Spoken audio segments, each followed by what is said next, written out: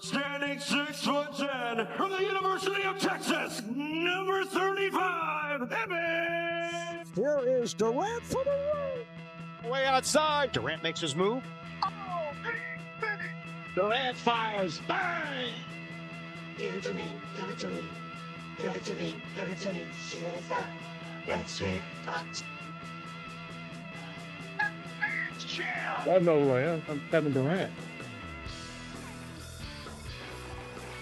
Whoever did that edit for the Rockets, sick.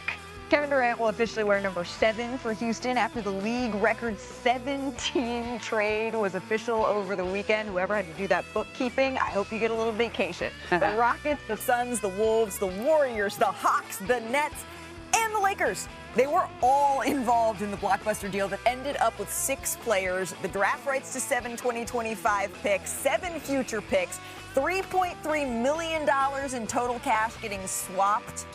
Now that the dust has settled, though, KD, he jumped onto social media and he posted in part this: "My time in Phoenix has come to an end.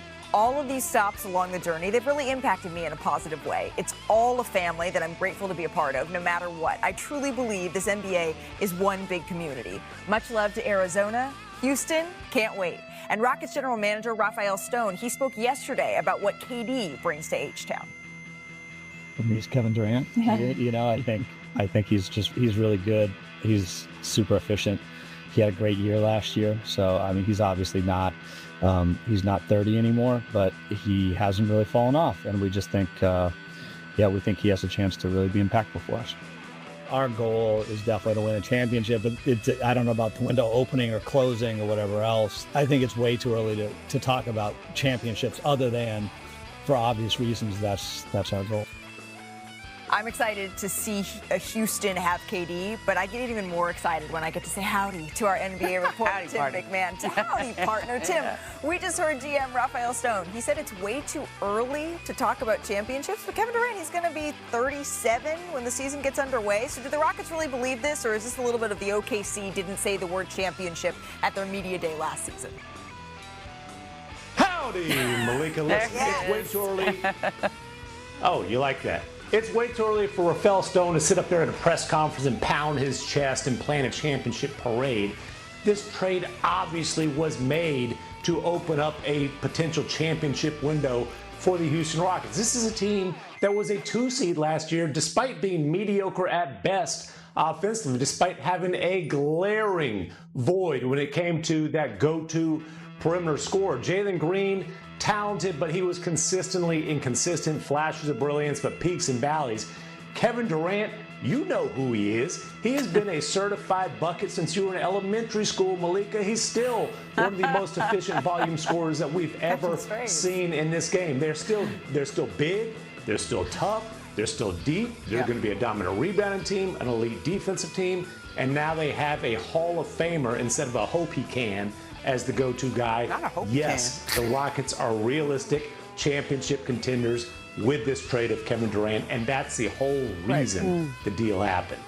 A hope he can as a noun, McMahon, is pretty wild. I'm going to be absolutely. Thank you for that. Quite effective. Look, I have a ton of respect for leadership needing to be patient and strike all the right notes. But to me, this sounded like scare money don't make no money. To your point, it is obvious what this team is trying to do right now. And I think the way you maybe dance around it artfully, if you want to do the PR thing, is you look at the steps Kevin Durant has taken in his career, and it has never not been about putting the team in the best position to win. And then, of course, you do the dance about the rest of our team and trusting Ime Udoka and how we're going to grow this season and put our best foot forward. But yeah, everybody know what time it is when you add this guy to a team that was number 2 in the West. And I actually think that being bold and affirming what you're trying to do on a daily basis, particularly for those young guys, helps you stay locked in on the prize. But OKC just did that, and it worked out for them. Yeah, but they didn't have that Kevin Durant veteran there. They didn't have a Fred VanVleet. I mean, I guess you could maybe put Caruso in that category, but he's not old. He's just older than them. He's 30. Right. He's just older than them. And so to me, this is when you go out and go get Kevin Durant.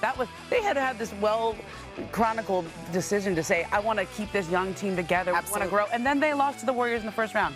And what did they lose with? They lost with not having a go-to guy down the stretch of those games to put the ball in their hand and say, go get us a bucket. That's really what we need. Now you have the best scorer, the greatest scorer in my eyes of all time on your team in Kevin Durant, Brian.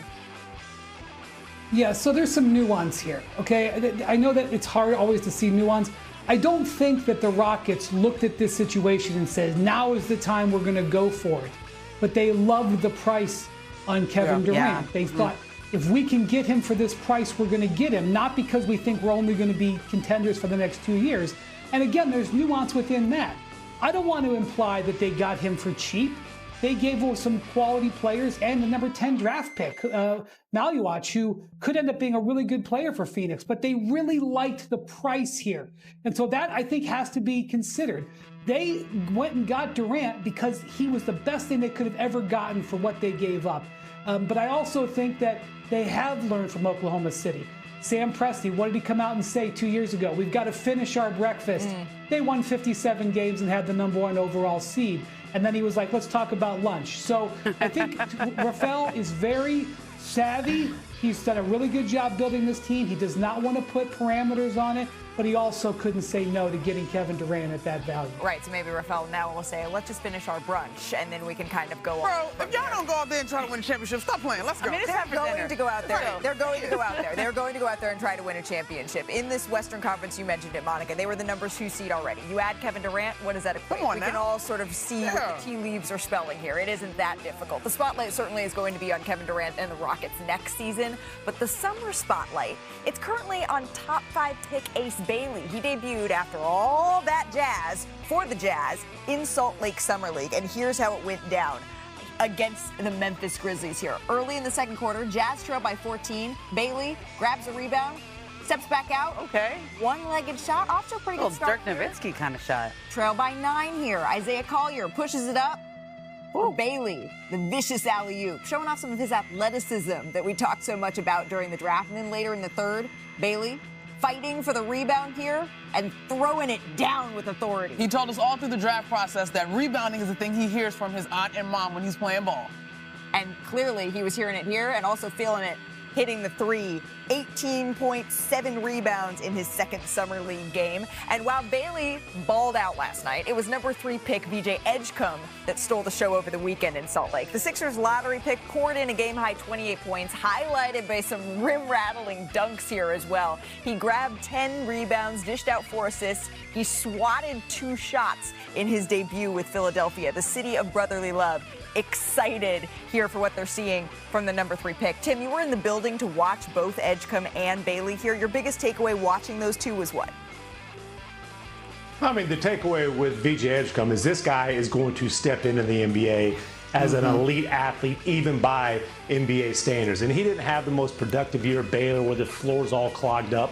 But if you watched him with the Bahamas, where he was playing on a team with DeAndre Ayton, with Eric Gordon, with Buddy Hield, a team that came 1 win away from that itty-bitty island's first Olympic bid. Yeah. There were times where he was the best player on that team, where he was the guy who was getting crunch time shots. He's not scared of the moment, and you talk about a turbo button, the ability to elevate. He can get to his spots. He can get shots when he wants.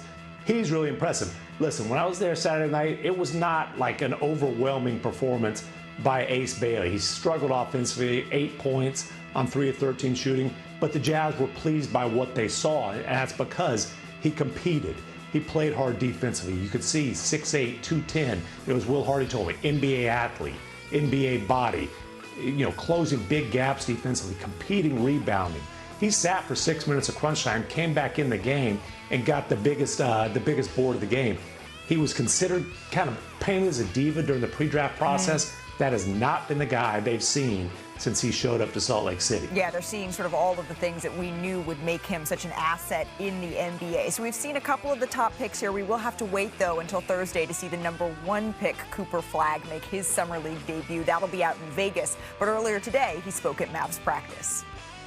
I think, Coach Shire trusted me a lot last year, and I handled it a lot. I didn't bring it up with some, but in the half court, I handled it a lot and, set up a lot of different actions. So I think it's something I can do at a high level, so I'm excited to just, experiment and do some new things. He's experimenting. He's doing some new things. He's keeping the goatee. Tim, how do you see Flag adapting with the Mavs here?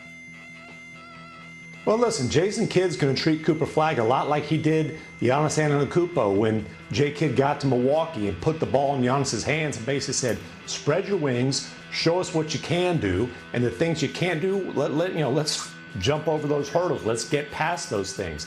Let's test you and really grow. And it's different circumstances. That Milwaukee team was young. They were in a rebuild where Cooper Flag obviously joins a very veteran-heavy Dallas Mavericks team, a team with some future Hall of Famers. Of course, one of those future Hall of Famers, Kyrie Irving, recovering from a torn ACL. He's not going to play for at least the first half of the season. So there is a void in terms of facilitating, playmaking. Jason Kidd wants to really give Cooper Flag a chance to prove that he can help fill that void, if not be the primary guy as their playmaker from the get-go. And that's really what this summer league is going to be about for Cooper Flag and the Mavericks. We get to see Cooper on Thursday in Las Vegas right here on ESPN, taking on the Los Angeles Lakers and Bronny James. It may just be July, Tim, but there is plenty of action to catch up on. So let's check out NBA Today's Big Three, our highlights here from around the association and more. We're going to start with Bronny James. Speaking of the Lakers, taking on the Heat in the California Summer League Classic here. This is early in the first quarter. Watch this, Monica. Bronny. Okay. Elevate his dad there. Yeah, this is a great finish. Terrific display of athleticism, reading the defense, had the advantage, full control. He would end up with 10 points in that game. And then coming in at number 2 here, Ramona, Judah Mint, Salt Lake City Summer League. The Thunder taking on the 76ers here early in the first quarter. Judah Mintz with the crossover. You got to make that. He does. We got to see that crossover one more time. Goodness. Slide to the left. He had 21 points in this one. The Thunder did go on to win the game, however, 89-76. And then at number 1, a potential future summer participant one day, maybe. We got Chef Cannon Curry, He's the what, young 3? chef. See this bottle flip? Let's watch. Okay. He just turns into his dad. And he walked away? He did a little walk away. If he doesn't shimmy, I'm going to do Let's see the night-night. Come on, let's see the night-night. Everyone is impressed. So cute. And his dad is just like, I guess he gets it from his pops. Look at this. Oh! So calm under the flag.